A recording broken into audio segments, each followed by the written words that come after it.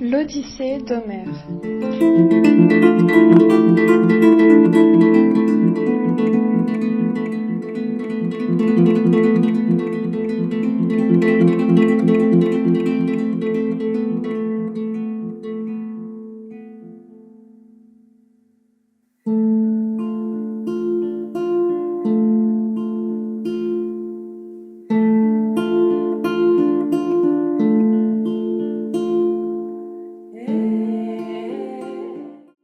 Voici l'histoire d'Ulysse, fils de Laërte, de qui le monde entier connaît.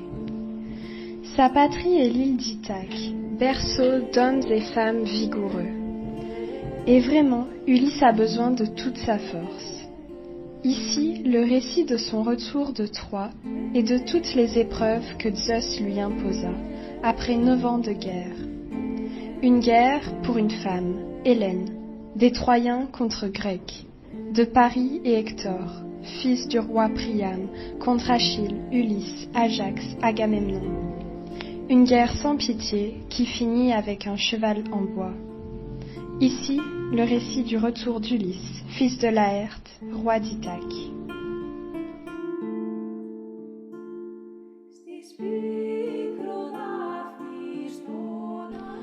Scène 1. La grotte du Cyclope. De Troie, les vents emportent Ulysse et ses 12 forts vaisseaux vers l'île d'Ithaque. Mais Zeus, le père des dieux, déchaîna sur les vaisseaux un furieux vent du nord, et il couvre de nuages la terre et la mer. Alors la nuit tomba du ciel. Le courant et le vent conduisent les navires à l'île des Cyclopes, les fils de Poséidon, dieu des mers et océans.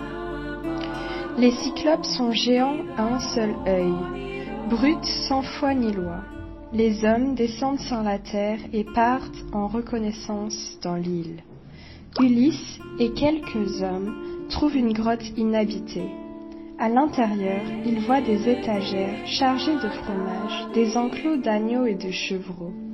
Il y a de grands pots pleins de lait jusqu'au bord.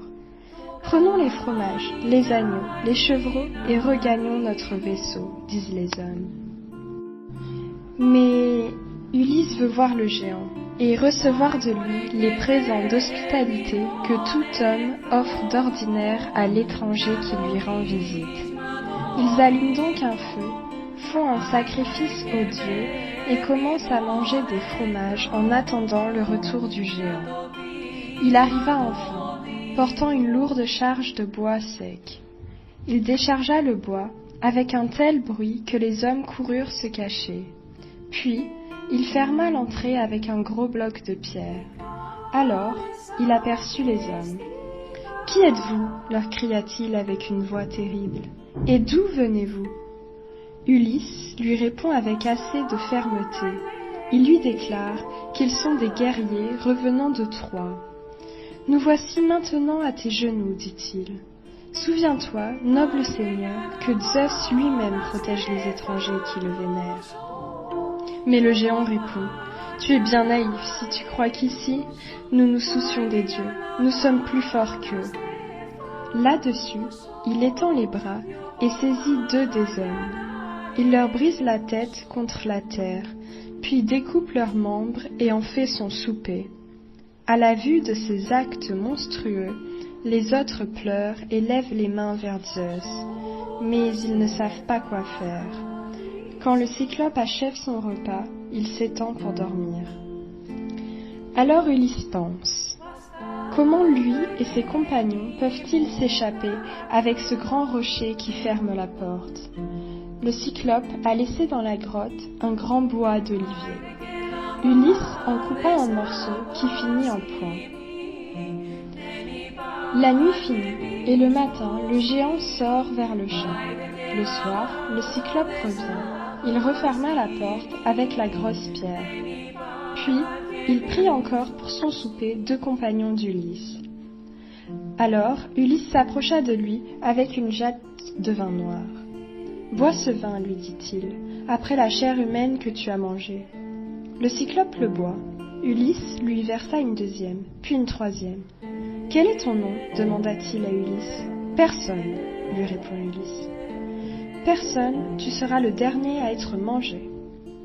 Après, vaincu par le sommeil, il s'endort.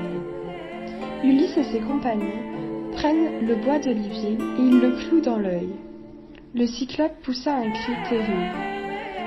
Il ouvre la roche de l'entrée et appela ses voisins. Les autres cyclopes accoururent de tous côtés. « Qu'y a-t-il ? Qui me tue ?»« Ami. »« Personne. »« Qui ? Personne. »« Si personne ne te tue, lui répondent-ils, c'est sans doute un mal que t'envoient les dieux. Nous allons prier aux dieux. » Le cyclope guéri reste seul. Pendant ce temps, Ulysse lia les béliers 3 par 3 et attacha un homme sous l'animal du milieu. Ils sortent de la grotte. Le géant, aveugle, touche toutes ces bêtes, mais il ne s'aperçut pas que des hommes étaient cachés en dessous des béliers. À quelque distance de l'antre, Ulysse se détacha du dessous du bélier. Puis, il détache ses compagnons et il regagne le navire. Bientôt, ils frappent de leurs rames la mer. Quand il n'est pas trop loin, Ulysse cria au cyclope : « Voilà la punition de Zeus pour avoir osé manger des hôtes dans ta maison. » Furieux, le cyclope arracha la cime d'une pointe et la lança dans la mer.